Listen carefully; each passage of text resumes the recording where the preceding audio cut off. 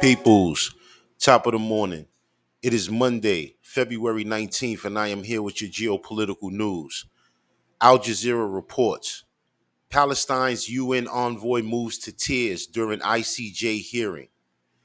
Palestine's UN envoy Riyad Mansour was moved to tears during his final remarks at the ICJ's hearing on Israel's occupation of Palestinian territories, as he's described how international law has not protected Palestinian children in Gaza or the occupied West Bank. Now, this video is about a minute and 15 seconds, long. And so I'm going to play this just to give you guys some context as to what he said and what his closing remarks were. To guide us towards a future in which Palestinian children are treated as children.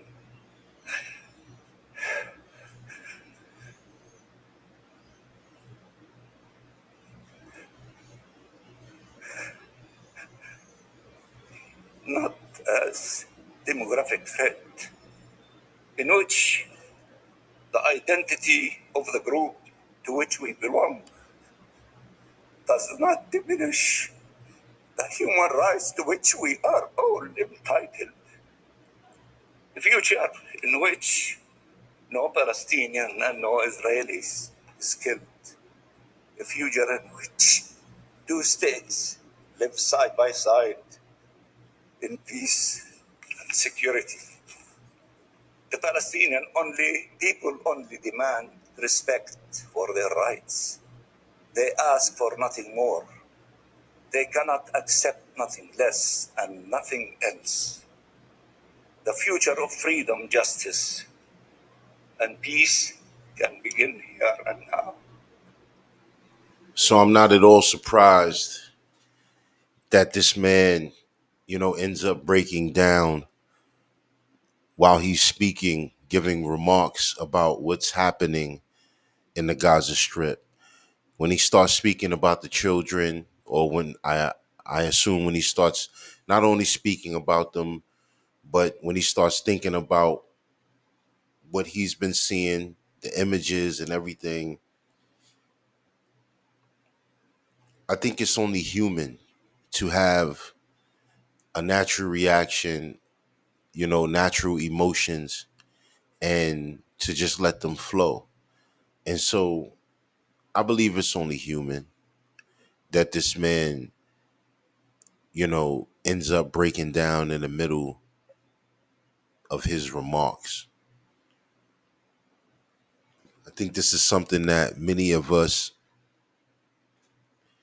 hold the same sentiment, especially when it comes to this situation. And many of us feel the same way, especially when you start to look at the images and you start to consume the information about what is actually happening in the Gaza Strip.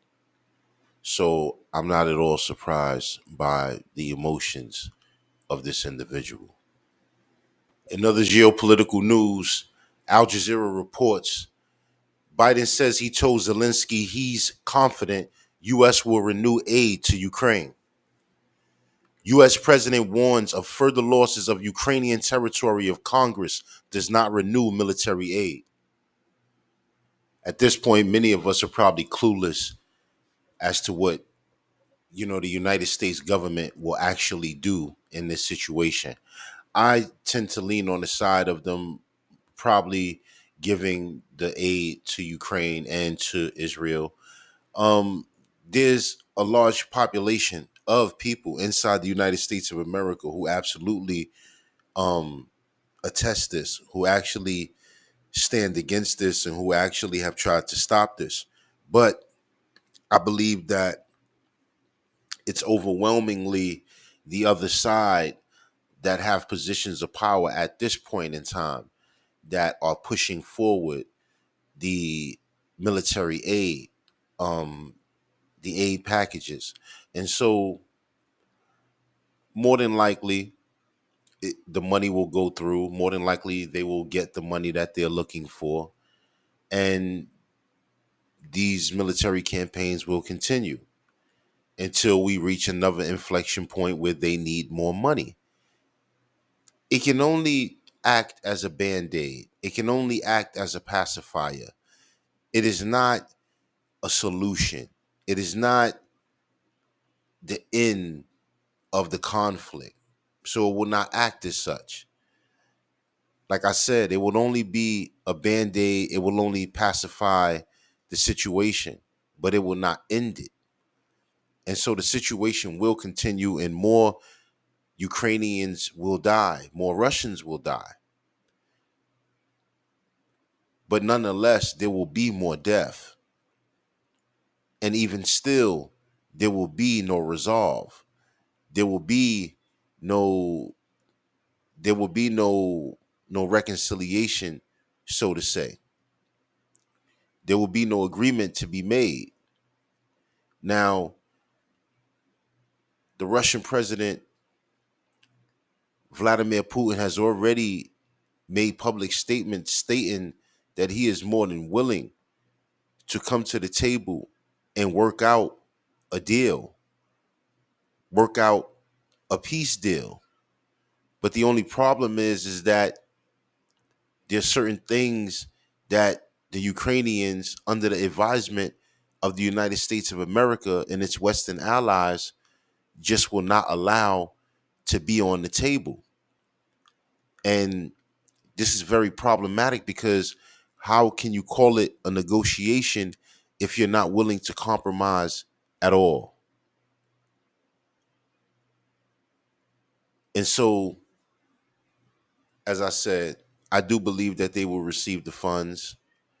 They've received everything else that it is that they've asked for, whether they've asked for it and received it through a vote or whether they've just bypassed Congress. So I do believe that they will receive the funds that they're looking for. Whether they deserve the funds that they're looking for, well, that's a separate question entirely. In other geopolitical news, I'm on the X platform formerly known as Twitter. I'm on an individual's page named Lindsey Graham. Now, I've renamed this individual to Lindsey Hohan. I have a very, very major disdain for this individual. I do not like this individual. Lindsey Graham is a senator. He is a United States senator. And this individual is, well, this individual, along with other individuals, are mainly responsible for most of the major conflicts that we have been in for the past, I'd say, about 30 to 40 years. So, all of these major conflicts that your children have been sent to, this individual was involved. This individual was involved in the lobbying for, this individual was involved in the pushing forward of, this individual was involved in all of the military campaigns for about the last 30 to 40 years of our past. And so this individual is someone that you can only imagine has a undying thirst for war, an undying thirst for death, an undying thirst for destruction. And that's who this individual is. You know, I don't know if the reports that I'm getting are true, but I'm hearing that this individual doesn't have any children. And I don't believe this individual to be married either. And so, you know, when I sit back and I think about such an individual who has no who has no wife, who has no kids, who has no family outside of the family that he comes from, I look at what would make an individual be such a way. And then I think about that aspect, and then I realize that, well, there's nothing that that they love. It's nothing that they understand how to love. It's nothing that they care for. The only thing that they care for is themselves. This is the only thing that they've ever been responsible for. They've never been responsible for anything outside of themselves. And any responsibility that they have has been given to them by other individuals alike. And so they have every reason and every want, need, and desire to continue to be as barbaric as they can possibly be, to be as vindictive as to be as murderous, to be as, evil as they can possibly be. And so this individual I have a serious disdain for. And I've been tracking this individual's movements and watching many things that this individual has publicly said. And it's very concerning because, as I said before, I believe it to be true that this individual has no children, but it is your children and my children that will be the first children that is sought after if this country comes to a world war. Anytime that there's ever, or if there's ever a draft in this country, your children and minds will be targeted, and they will be targeted by this individual. And I have a problem with that. I have a problem knowing that. And I have a problem knowing that this individual is the culprit or the one that is responsible for that. I have a problem with this. I'm on a YouTube platform right now, and I'm on Stephen Gardner's channel. And I'm going to play something because in the last segment, I just spoke about the Senator Lindsey Hohan, AKA Lindsey Graham. And I want to give you guys some context. Well, I want to give you guys some commentary. And in this commentary, this specifically, it exactly and specifically expresses my sentiment towards this individual. And so I wanted to make sure that I let you guys hear this because when I watched it and I seen it and I consumed this content, the moment that he said what he said, I immediately concurred. I immediately agreed. And I believe that this statement to be 100% purely how I feel about this individual. So I'm going to play it for you guys right now.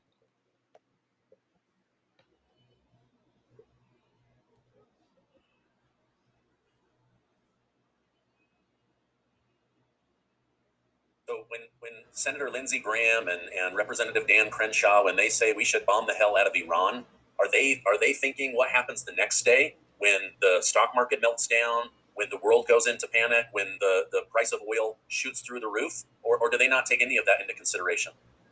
Look at the cover of your Trends Journal this week. How can you be so stupid to listen to these arrogant, moronic little politicians?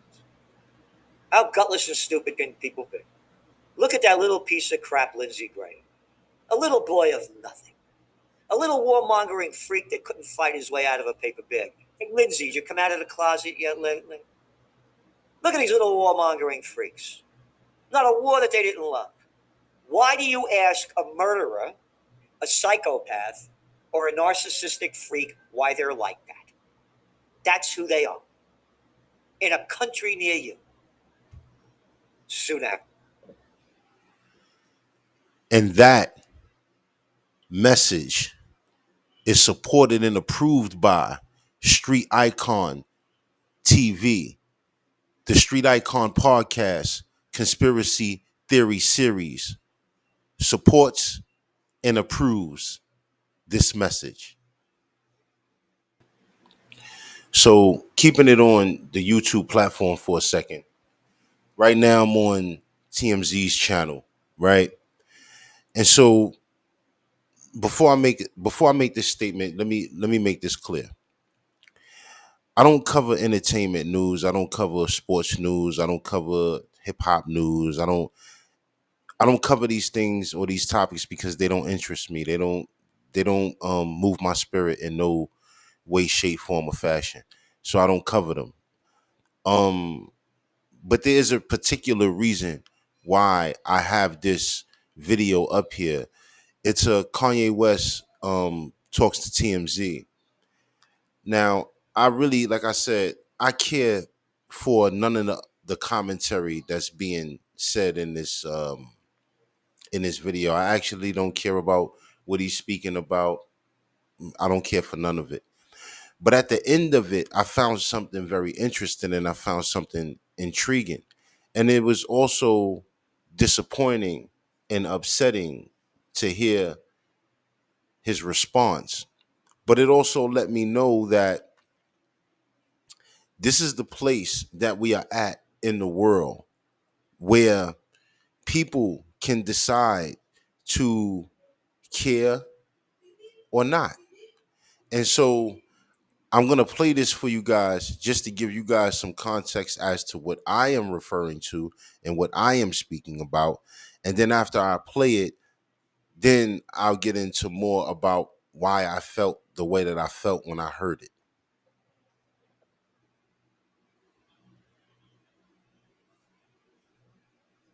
People calling you crazy and misinformed. What'd you say? Your thoughts on the Palestinians? I don't have enough information on that. I'm straight up nigga from south side of Chicago, born in Atlanta. I don't have enough information. There's love for everybody, but don't pull me to that conversation. I got 14 kids dying every week in my city. You know what I'm saying? So talk to me about that. Yeah. I appreciate you, man. So now, Mr. Kanye West, the individual that was standing off to the side, asked him if he had anything to say in reference to the Palestinians.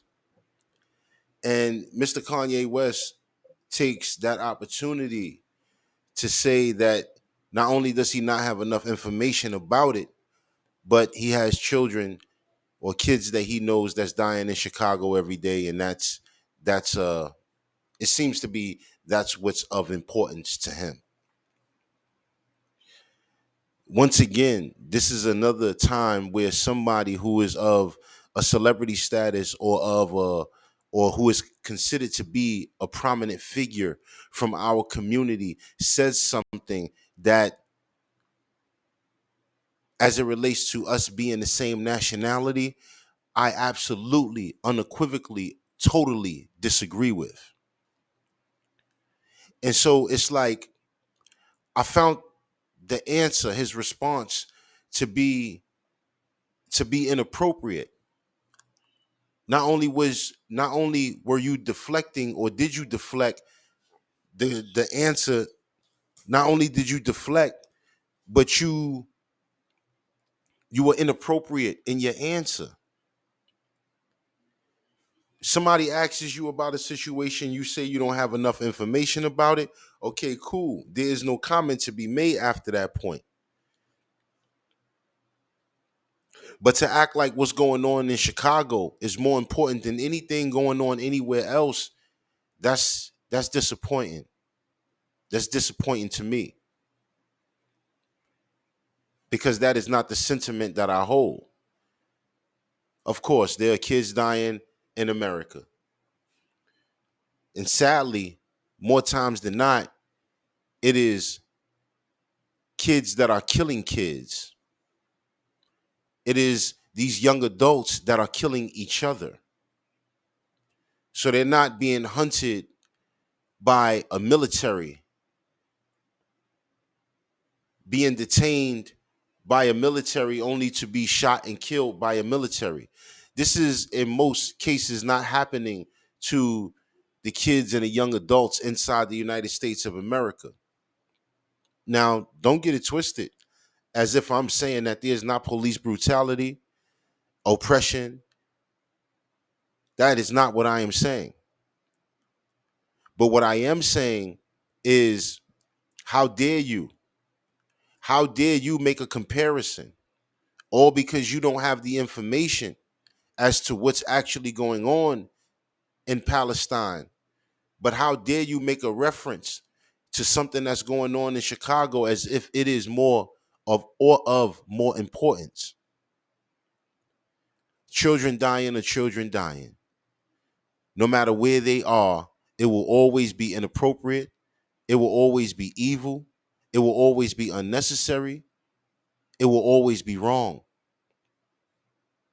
So when somebody asks you a question about what you think about what's going on with the Palestinians, whether you had enough information or not, the answer is clear. Civilians, innocent civilians, men, women, children, elderly, will never be okay. It will never be okay with them being sacrificed. A drop of their blood would never be okay with being sacrificed. The answer is clear. But when you put some other issue or other problems before the question at hand, it shows exactly the type of individual you are. It shows that exactly the type of individuals that we are, as a whole, are dealing with. Because when you are asked the question about anybody's plight, about anybody's oppression, about anybody's murdering and killing or ethnic cleansing of, the answer should be very clear. What I'm finding to be true, or rather should I say what I'm finding to be odd, is that the sentiment that I'm getting from African Americans, from black people or people of color in America, seems to be weirdly the same. And I'm not saying I can't say that it's everyone that feels this way, because I know that there's black people that actually care about what's going on between Israel and Palestine. But for the most part, what you see in your celebrities and people of prominent statuses and, you know, figures, what you're seeing when asked about this situation is they're reluctant to answer, or they're just not really saying anything. And I don't find that to be odd at all, especially when you deal with the average African American that comes, that's, obviously born in America. Their value system is different. What they look at or what they view is different. And so the sentiment that I'm getting from a lot of people is the same thing, the same rhetoric. You know, when things happen with me and my people, do they care about us? Or just, there's so many dumb things that I've heard over the past months, um, as it relates to covering and looking for information about these situations and events.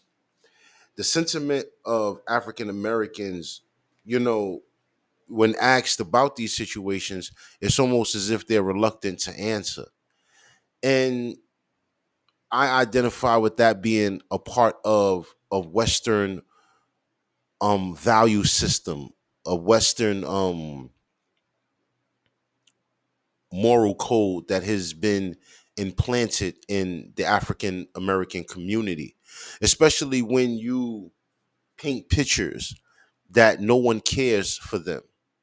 So it's not only that they're going through segregation and oppression in the country that they live in, but when you paint a picture that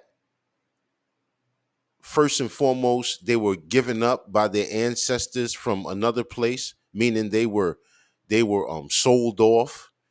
When you paint pictures of that nature, and then when you also paint pictures of a nature where you show them that there is no one outside of the country that you live in who cares for you. There is no one who is speaking out about what is happening to you. Well, then the sentiment of such a people becomes no one cares for us. So they're not going to care for anyone, or at least they will be selective in who they care for. And so that's what I am witnessing when it comes to the African American community when being asked such questions on public platforms. You can see they're reluctant to answer. And I'm paying close attention to that because I'm like, well, you know, oppression is oppression. Death and destruction is death and destruction. Children dying are children dying. Why is it so hard for you to give a straightforward answer? When somebody asks you, how do you feel about this situation? You go above and around what's actually reality. You'll say something that is so moronic as to say, I don't have enough information. Well, how much information do you need as it relates to a number that you see and it says this many dead children? What more information do you need? It's not accidental. So if you know it's not accidental that these children are dead, then what more information you need? And also another point I'd like to add before I end this, because I'm not, I don't want it to seem like I'm attacking this individual, because I'm absolutely not. But it's ironic to me when I hear individuals say that they stand on faith. They believe in, whatever they believe in, religion, whatever they religion they come from, whatever they believe in. And they speak about it so wholeheartedly and so like they have so much conviction in it. But then they make statements that are very contradictory to that. And I don't think their intellect allows them to understand. I don't think it does. And you're dealing more times than not, these celebrities and these people that are in that are public figures or in prominent positions, some of them, not all of them, well, many of them, I should say, are low educated people. They're not very educated. So they sometimes they don't even realize the stupidity in the comments and the remarks that they make. But nonetheless, they make them. And yet will turn around and act like they praising God and giving God the glory. It's contradictory and it makes no sense. In other geopolitical news, I'm on the X platform, formerly known as Twitter, but I think the whole world is caught up to speed by now. So we'll just start saying from here on out the X platform. I'm on someone named Jackson Hinckley's page, and they put up a post, and I found this rather interesting. The post reads, Burkina Faso's Ibrahim Toure. Today, our relationship with Russia is primarily strategic. With Russia, there are no restrictions on the equipment we want to purchase. Others impose restrictions on us.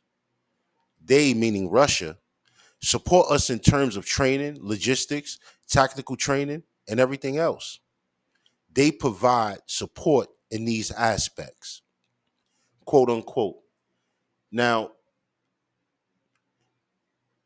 that is by Ibrahim Toure, the sitting president, should I say, of Burkina Faso after the coup that was performed in Burkina Faso, removing the former sitting president who was in the pocket of Western allies, of the West and its allies. And so this is a profound statement, because if you put this statement into context, it's clear what he's saying. Russia doesn't come with any restrictions when everyone else before them have, whether it be France, whether it be the British, whether it be the United States of America. They've all come with restrictions as it relates to trade. And now that you've relinquished yourself, now that you've kicked the colonialist regime out of your country, now that you've done so and you're claiming your sovereignty, you're now beginning to understand that those that have painted certain individuals as evil, as dictators, these are the very individuals who are doing the best business, who are conducting themselves in the most upright, respectable manner. And I don't mean respectable as it relates to themselves, but respectable as it relates to others. Another aspect that I like to point out is the sharing aspect, the transferring of wealth, power, information, the helping to build infrastructure. These are things that the previous colonialist regime was not helping with. So it's like, once again, one of the most outrageous things that we've learned when covering the continent of Africa is just how egregious the colonialists have been as it relates to extracting natural minerals, natural resources, and what they have given in return. France is a culprit who has been receiving uranium, pure uranium, at a very, very low cost, almost next to nothing. And they were electrifying their country using the uranium for various different things. And they were not helping in return with the infrastructure of the very same place that they were receiving the uranium from. And so that's what I mean by this post being very interesting, because this is what the sitting president, and I don't even know if president is the accurate term for him, but I know that he is the sitting leader of Burkina Faso at this point. And so this is what he's explaining. He's not only explaining that they have a partnership, that he's partnered with Russia, but he is explaining how that partnership is working. He's explaining the basis of the partnership. He's explaining what narrative should be exposed. This is the narrative that should be exposed. What's actually happening? What's actually happening is Russia is absolutely sharing with Burkina Faso. And this is the same sentiment that I get whenever Russia steps into the room. Whenever Russia steps into a situation, this is kind of the sentiment that I get. I get the sentiment that with Russia, not so much China, but with Russia, I get the feeling that there's fair business being dealt, or at least it's an opportunity to do fair, straight business without any additives, without any restrictions. And so that's what's interesting about not only this post, but about the newly found relationship between the sitting leader of Burkina Faso and the president of Russia, Vladimir Putin. I would say that this is um this is definitely a step towards the right direction. I would also like to point out that as an African American, it brings my soul pleasure. It brings my soul at ease to see those that look just like me, that sit in positions of power, that can bring truth to light, that can give a different narrative and a different aspect on those that we've been brainwashed into believing are pure evil. Follow Street Icon on all social media platforms. That's at Street Icon 8080 on the YouTube platform, at Street Icon 1 on the X platform, and Street Icon on all other social media platforms. Drop a comment in the comment section and let me know how you feel about the stories that I've brought to you today. Let me know exactly and specifically how you feel. Did you know about them? Drop a comment in the comment section, and always remember, stay vigilant, stay safe, peace.